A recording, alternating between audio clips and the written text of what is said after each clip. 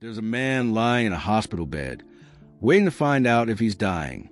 And in that moment, the one moment that should belong to his wife, his son, his whole life, his mind goes somewhere else entirely. It goes to the one person he swore he'd never forgive. Somewhere after 50, something quietly rewires in the brain of people who spent decades hating someone. And it has nothing to do with kindness. Today, we find out what actually happens when time runs out on a grudge. David is lying on a hospital bed, and in his arm, waiting for test results after 2 days of chest pain that turned out to be nothing. A scare, not a heart attack. But scares have a way of cracking a man open. Alone in the room, staring at the ceiling, David's mind doesn't go to his wife, his son, his business. It goes to Marcus, the man who forged his signature on a contract 18 years ago and walked away with half of everything David had built.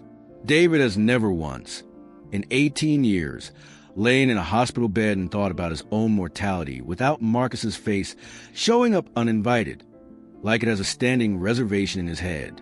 He almost laughs at himself, bitterly, quietly, so the nurse outside doesn't hear. Here he is, possibly facing his own ending, and the ghost that shows up isn't his father, isn't a childhood memory, isn't even his wife. It's a man he hasn't spoken to in almost 2 decades. David realizes something in that sterile, beeping silence. If this had been real, if the diagnosis had gone the other way, Marcus would have died in his head anyway, still owing him something, still guilty, still unforgiven. David would have taken that debt into the ground with him, uncollected. The monitor beeps steadily beside him, counting out a heartbeat that still, after 18 years, keeps time to an old man's name. 3 days later, discharged, David sits in his driveway, engine off, not ready to go inside. The scare passed. The tests came back clean. But something didn't reset. His mind is still doing arithmetic it never used to do. He pulls out his phone and, almost without deciding to, searches average life expectancy male 55. A number stares back at him. He does a subtraction in his head. The way you count coins you're not sure you have enough of. 81, maybe 82 if he's careful. That leaves him roughly 26 years. Not an abstraction anymore. Not after 2 days of wondering if this was it. A real, finite, shrinking number. Then a second calculation, uglier than the first. He has already spent 18 of his years on Marcus. Not 18 years of active rage, but 18 years where Marcus could surface, uninvited, in a hospital bed, in a shower at a red light, at his own son's wedding. If David is honest, that's not a memory anymore. That's rent, monthly, involuntary, automatic, deducted from a balance that just got a lot smaller. When David was 36, forgiving Marcus would have meant something for the relationship, for the business, for pride. He didn't have the math yet to see what it was really costing. Now, sitting in his own driveway with a body that just reminded him it has an expiration date, the question stops being, does Marcus deserve forgiveness? It becomes something colder, more urgent. How many more of my 26 years am I willing to hand him for free? David doesn't go inside yet. He sits with that number while longer, 26, and for the first time, it doesn't feel like a countdown to his death. It feels like a deadline for something else entirely. That night, sleep won't come, so David drives, no destination, just streets bleeding into streetlights. At a red light, he catches his own reflection in the rear-view mirror mid-sentence, lips moving, one hand lifted off the wheel like he's making a point to someone sitting in the passenger seat. There is no one in the passenger seat. He's mid-argument, the same one. He's delivered it so many times over 18 years that the words have worn smooth, like a stone rubbed by the same thumb for 2 decades. You looked me in the eye at my own son's christening, Marcus. You shook my hand 2 days after you forged it. He said some version of this in the shower. In line at the bank. Once, quietly, at 2 a.m, lying next to his wife, moving his jaw just enough that she wouldn't feel it through the mattress. The light turns green. David doesn't move. A truck behind him waits 4 full seconds before the horn hits, And in those 4 seconds, a question lands with more force than the horn ever could. Does Marcus even remember happening? And that's when it opens up under him, wide and cold. David has spent 18 years perfecting a closing argument for a trial that only he ever attended. He has no idea if Marcus lies awake over this. No idea if Marcus told his own kids a cleaner version, a business decision, a misunderstanding, and slept fine after. For all David knows, Marcus filed the whole thing under the past within a year and never opened that drawer again, while David has been renovating the same room in his skull for 2 decades, repainting the walls, rehanging the same evidence, expecting a jury that stopped showing up before his son could even walk. The horn blares again, longer this time. David drives through the green light. His hands are steady, but something in his chest has gone quiet in a way it never has before, because he finally understands what he's actually been doing all these years. Not fighting Marcus, performing a one-man play every single night for an audience of exactly 1, in a theater the other man walked out of before intermission. Sunday dinner, 2 weeks later. David's son Daniel is at the table with his wife, and somewhere between the salad and the main course, David hears his own voice start the story again. Marcus, the contract, the forged signature. He doesn't decide to tell it. It just fires, like a nerve that's been struck this exact way for 18 years. 3 sentences in, he clocks it. Daniel is cutting his chicken, not looking up.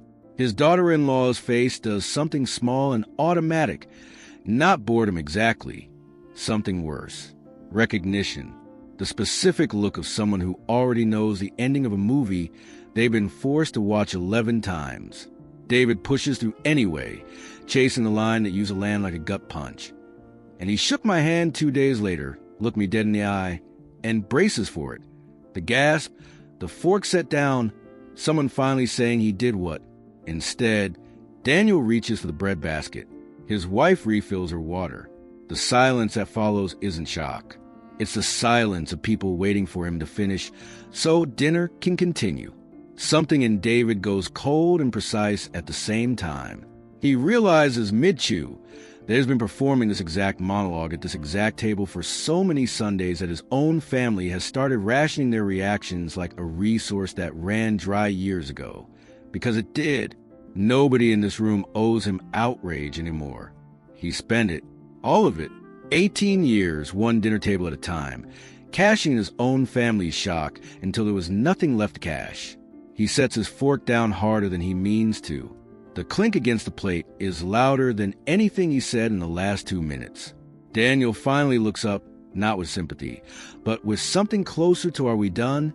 And in that one look, David understands something that lands harder than any horn or any silence before it.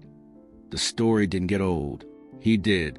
And somewhere in the last 18 years, he became the only person left in the building still applauding. Monday morning, David is at his doctor's office for a routine follow-up after the hospital scare. The nurse takes his blood pressure, frowns slightly, takes it again on the other arm. His doctor, Dr. Reyes, looks at the number and then at him. This is higher than last month, higher than the month before that. Actually, anything going on? David runs through the obvious answers in his head. The shipment that's 3 weeks late, Daniel's mortgage rate, the usual noise of being 55 and running a business. He says some version of the usual stress out loud, but that's not what actually rose in his chest when she asked. What rose was Marcus's face at his son's christening, the handshake, the 18 years of that same scene playing on a loop he never scheduled and can't seem to turn off. Dr. Reyes talks about cortisol, about how the body can't tell the difference between a real threat in the room and a memory replayed at 2 a.m. It releases the same chemicals either way, floods the same bloodstream, tightens the same vessels. Chronic stress ages the cardiovascular system, she says matter of fact, like she's reading a weather report. Doesn't matter if the stressor is a person standing in front of you or a person you haven't seen in years. Your body responds to both the same way. David nods along, but internally he's doing a different kind of math now. Not years wasted, but heartbeats. How many extra beats has his heart logged over 18 years, each time Marcus's face surfaced uninvited? How much of this number in front of him, this blood pressure reading a nurse just frowned at twice, belongs to a man David hasn't spoken to since Daniel was in diapers. He leaves a prescription he barely registers, because a real diagnosis is the one Dr. Ray has never actually said out loud. Somewhere in David's chest, quietly, without his permission, Marcus has had his hand on David's pulse for almost 2 decades, squeezing it just slightly every single day, while David was the only one paying for it. That same night, David's phone lights up on the kitchen counter. Robert, his younger brother, the one who fought him for 3 straight years over their father's estate, the fight that ended with them not speaking at either parent's funeral, standing on opposite sides of the same grave. David looks at the name for a long moment, doesn't pick up, doesn't reject the call either, just lets it ring itself out, for rings, then silence, then the small buzz of a voicemail notification he doesn't open. But something's different this time. In the past, seeing Robert's name would send the same jolt through him that Marcus's face does, the jaw, the old script loading up automatically. Tonight it doesn't. Tonight, he just pictures his brother, 61 now, probably sitting in his own kitchen in another city, maybe staring at his own phone wondering if David will call back. Probably tired in ways David recognizes, because they're the same ways. And here's the thought that catches David off guard, standing there in his socks at 9 p.m. He doesn't need Robert back in his life to stop caring what Robert did. He doesn't need a reunion, a long apology dinner, a rebuilt relationship with birthdays and holidays restored. Those are 2 different things, and David has been treating them as one for 11 years, assuming that letting go of the anger meant letting the man back into the house. It doesn't. Forgiveness, it turns out, can happen entirely in a kitchen, alone, at 9 p.m., with nobody on the other end even knowing it happened. David sets the phone face down on the counter. Not the aggressive flip he used to do. The one that meant I'm still angry and I want you to know it, even though you can't see it. This is quieter. Just a phone, face down, next to a coffee mug. He doesn't call back. But for the first time in 11 years, not calling back doesn't feel like a weapon. It just feels like his own choice, made from somewhere calmer than before. Midnight. David sits alone at the kitchen table. The only light, the small yellow bulb over the stove. He's been doing this more lately. Sitting in half dark, doing nothing, just sitting like a man guarding something. Tonight, he finally admits what he's been guarding. He's been waiting. Not the kind of waiting you announce. The kind that lives under your ribs without a name. Waiting for Marcus to show up at his door. Waiting for Robert to open a call without a wrong. He has rehearsed receiving that apology as many times as he's rehearsed delivering his own. The exact crack in Marcus's voice. The exact pause where David would finally get to decide whether the man deserved to be forgiven. 20 years of checking a door that never opens. 20 years of an email he refreshes without admitting he's refreshing it.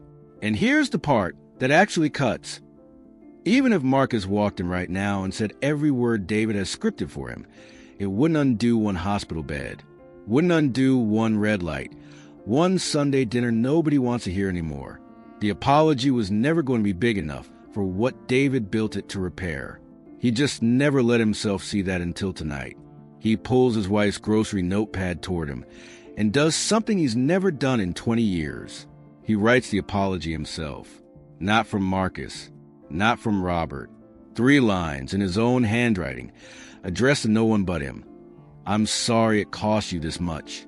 I'm sorry you carried it alone. You don't have to anymore. He signs nothing, mails it nowhere, doesn't show his wife. He just sits there holding a piece of paper that will never stand as evidence in any courtroom, any red light rehearsal, ever again. And for the first time in 20 years, his chest doesn't tighten. It just goes still. Saturday morning, David laces up his shoes and walks to the park 2 blocks from his house. The same bench where for years he used to sit alone rehearsing arguments with men who weren't there. Today he doesn't sit. He walks, one earbud in, shoulders drop an inch lower than they've sat in years, jaw unclenched a way that feels almost unfamiliar, like a muscle remembering a shape it hasn't held since he was 30. Halfway around the path, his phone buzzes. Robert again. This time, David doesn't stare at the screen for a long moment. He answers on the second ring. "Hey," is all he says. Not an apology, not an accusation. Just hey, the way you greet someone you're simply glad to hear from. The call lasts 4 minutes, about nothing important, and it's the first conversation they've had in 11 years that isn't negotiation. He hangs up and keeps walking, near the fountain. He spots a man he half recognizes from the shoulders before the face turns. Older, thinner, walking with a slight limp David doesn't remember. Marcus. For 1 second, the old reflex fires, the chest starting to tighten out of 18 years of habit. Then, just as fast, it lets go on its own, like a fist that finally got tired of making itself into a fist. David doesn't cross the path to speak. He doesn't look away either. He gives the smallest nod, the kind you'd give any man you vaguely recognize, and keeps walking. Marcus is no longer the villain David has narrated at 100 dinner tables. He isn't a debt, isn't a wound, isn't a courtroom David has to reopen every red light. He's just a man in a park, getting old the same way David is, running out of the same finite years. David walks the rest of the loop lighter than he's felt in almost 20 years. Not because anyone ever apologized, not because Marcus changed, not because the past rewrote itself. Just because David finally set down a weight he'd been calling justice, and realized it was never anything but a stone he'd chosen, every single day, to keep carrying. If this hits something in you, if you recognize someone you've been carrying for years without even realizing it, you're not alone. Forgiveness isn't about them. It never was. It's about how many of your own years you're willing to spend still fighting a war the other person may have forgotten years ago. Subscribe to David Observe for more stories about the quiet psychology of growing older, the things nobody tells you until you live them yourself.